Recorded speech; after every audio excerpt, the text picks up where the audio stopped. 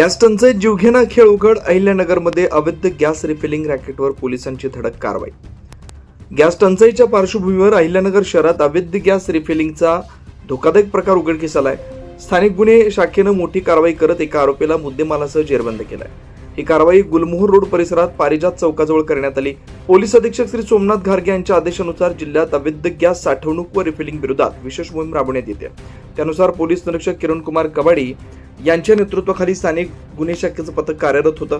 दिनांक 26 मार्च 26 रोजी पेट्रोलिंग दरम्यान पथकाला गुप्त माहिती मिळाली की गुलमोहर रोड परिसरातील आम्रपाली गार्डन समोरील पत्र्याच्या गोडाऊनमध्ये घरगुती गॅस टाक्यांमधून व्यावसायिक गॅस टाक्यांमध्ये अवैधरित्या रिफिलिंग सुरू आहे. छापा टाकून आरोपी रंगेहात पकडला.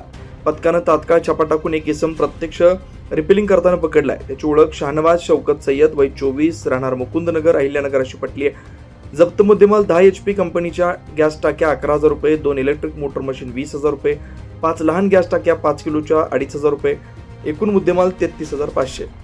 मुख्य सूत्रधार फरार. चौकशीत आरोपीने कबुली दिली की तो साद अनवर खान राहणार मुकुंदनगर याच्या सांगण्यावरून हे अवैध रिफिलिंग करत होता. साद खान सध्या फरार असून त्याचा शोध सुरू आहे. नागरिकांचा जीविताला धोका निर्माण, परवाना नसताना आणि कोणतीही सुरक्षा न पाळता ज्वलनशील गॅस हाताळल्यामुळे मोठा स्फोट किंवा अपघात होण्याची शक्यता होती. त्यामुळे हा प्रकार अत्यंत गंभीर मानला जातोय.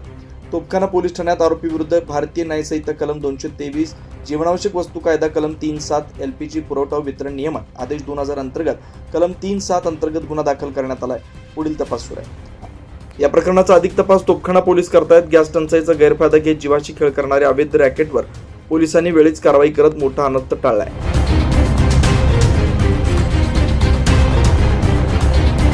24 लाईव्ह महाराष्ट्र न्यूजसाठी भाऊसाहेब गामणे, अहिल्यानगर.